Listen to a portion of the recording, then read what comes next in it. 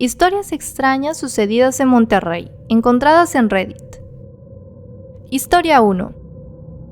Viví en el barrio antiguo hace como 10 años. Era una casa con 2 departamentos atrás, y la casa ya tenía mucho rato desocupada. Mi vecino de los depas era un señor como cincuentón medio raro, pero nunca me dio mala espina ni me faltó al respeto. Un día la casera me contacta muy emocionada para avisarme que ya había rentado la casa a unos muchachos que según ella se veían muy respetables y quienes supuestamente estaban poniendo un negocio ahí en la zona. Simplemente recuerdo haber llegado un domingo de visitar a mi familia y ver que ya se habían mudado. Nunca supe cuánta gente se había metido en la casa, pero se notaba que solo 1 o 2 eran los únicos que habitaban constantemente, puesto que las únicas veces donde se podía observar a varias personas era cuando uno de estos 2 estaba presente. Mi departamento era tipo estudio y solamente tenía una ventana grande en el área de sala-habitación, la cual daba al patio trasero de la casa y a la ventana de uno de los cuartos de la misma. Empecé a notar que en las noches me observaban por esa ventana,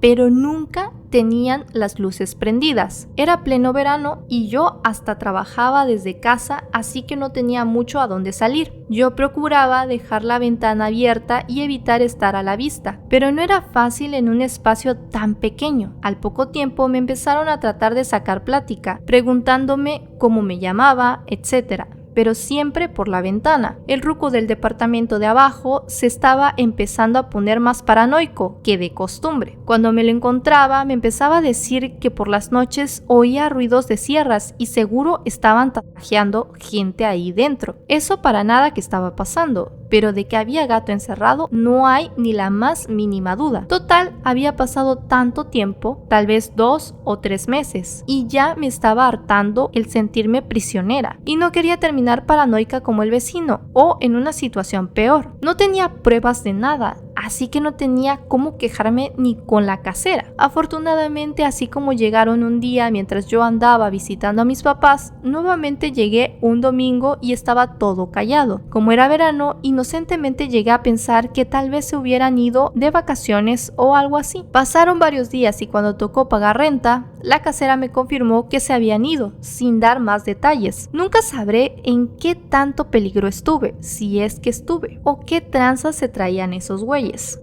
Historia 2.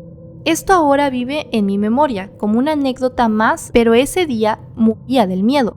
Era mi cumpleaños y mi ahora esposo y yo fuimos al centro a cenar a McDonald's para después ir a Barrio Antiguo. Fuimos al que está en Avenida Cuauhtémoc, ya que cierran tarde. Llegamos como a las 10 de la noche y de repente me dice mi vato que habían 2 chavos en una mesa que se me estaban quedando viendo muy intensamente. Yo, la verdad, no lo había notado, pero cuando él me lo dice, enseguida me puse alerta. Entonces me doy cuenta que era verdad y hasta empiezo a dudar de si quizá los conocía o algo así, pero nunca pude recordar haber visto antes sus rostros. Los güeyes no se veían malandros, pero su actitud daba miedo. Solo estaba uno de ellos comiéndose un Subway, mientras me miraban sin importar que fuera acompañada. Hasta ahí pensé que podía ser sugestión nuestra, pero cuando mi vato se para a tirar la basura y yo me paro para disponernos a irnos a barrio, ellos se paran también de su mesa y se salen, pero se quedan en la puerta. Cuando vimos eso, nos volvimos a sentar esperando que se fueran, pero pasaron aproximadamente 10 minutos y continuaban ahí, mirando nuestra mesa desde afuera. Ahí ya nos empezamos a paniquear porque nos sentimos atrapados. No podíamos pedir un Uber porque solo estaba abierta esa puerta para salir y a fuerza tendríamos que pasar entre ellos. Después de aproximadamente 20 minutos que parecieron eternos, los perdimos de vista y salimos por fin con un poco de miedo para dirigirnos a nuestro destino. Y pues el plan era irnos por todo Morelos, así que eso hicimos. Más adelante en el estacionamiento de un hotel estaban los 2 tipos, pero no nos vieron y continuamos nuestro camino simplemente. No sé qué tramaban y estoy consciente que quizá debimos llamar a la policía, pero en ese momento uno no se pone a pensar en lo que debería hacer. Historia 3. Hace 6 años falleció un bebé que tenía internado en el hospital Gine. Recuerdo que tuvimos que volver a casa cerca de las 12 a.m. porque nos dijeron que tendríamos que ir en la mañana para hacer el papeleo para recoger el cuerpo del niño. Mis papás nos llevaron a casa y apenas íbamos por el barrio antiguo, en una de las calles aledañas del Paseo Santa Lucía y antes del crucero. Y antes de cruzarlo, mi mamá nos dijo y señaló: miren, qué raro esa señora ahí agachada. Volteamos en chinga mi esposa y yo y notamos cómo se iba levantando. Solo se miraba una silueta totalmente negra y de estatura alta. No se le veía rostro ni nada. A la fecha, nos seguimos preguntando qué vimos ese día. Historia 4.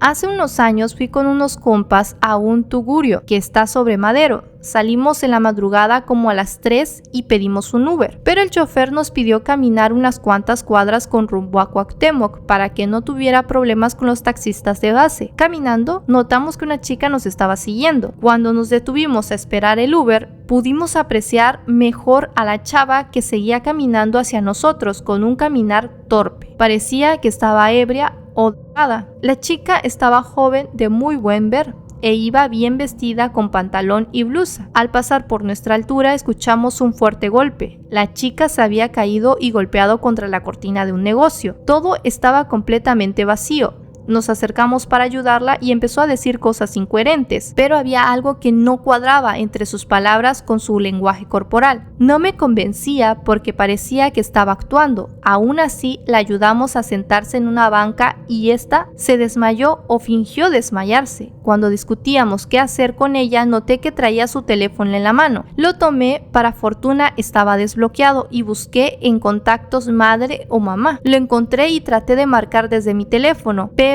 mejor decidí marcar desde el suyo. Sin embargo, no tenía saldo. Aquí es cuando ella se da cuenta y se levanta violentamente. Me arrebata su teléfono y sale corriendo con rumbo a Fundidora. Para cuando se echó a correr, nuestro Uber ya tenía unos minutos que había llegado y nos estaba esperando. Un amigo con voz preocupada dijo: vámonos, vámonos ya, vámonos ya.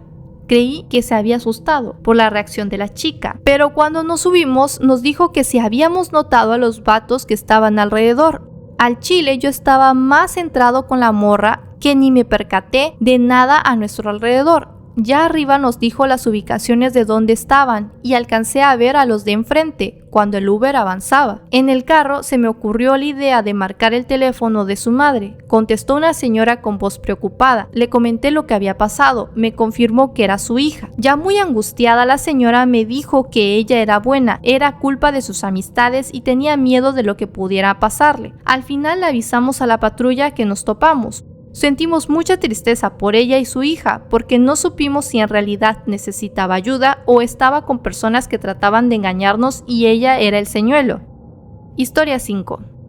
Son las 3 de la madrugada. Mi familia y yo venimos de una fiesta en Suazua. Fue hace años. Nos paramos porque en ese entonces Google Maps apenas estaba llegando y las direcciones aún estaban bien raras. En eso llegamos a Morones Prieto. Estábamos parados porque el mapa nos andaba mandando a otra parte. En eso mi papá se baja para revisar una llanta que porque se oía rara. Entonces salió de atrás de un local una señora, toda cochambrosa y con el pelo hecho mierda, literalmente. No nos hizo nada, pero se detuvo en medio de la calle y empezó a apuntar. Luego se fue caminando y seguía apuntando como que a las puertas de los locales o casas. Cabe destacar que estaba vestida de blanco, pero estaba toda sucia. Había partes que se veían negras y rotas. Luego nosotros nos reímos y vimos que desapareció en la distancia. Sin embargo, de repente pasó un auto a exceso de velocidad y pensamos que la iban a atropellar. Pero cuando el carro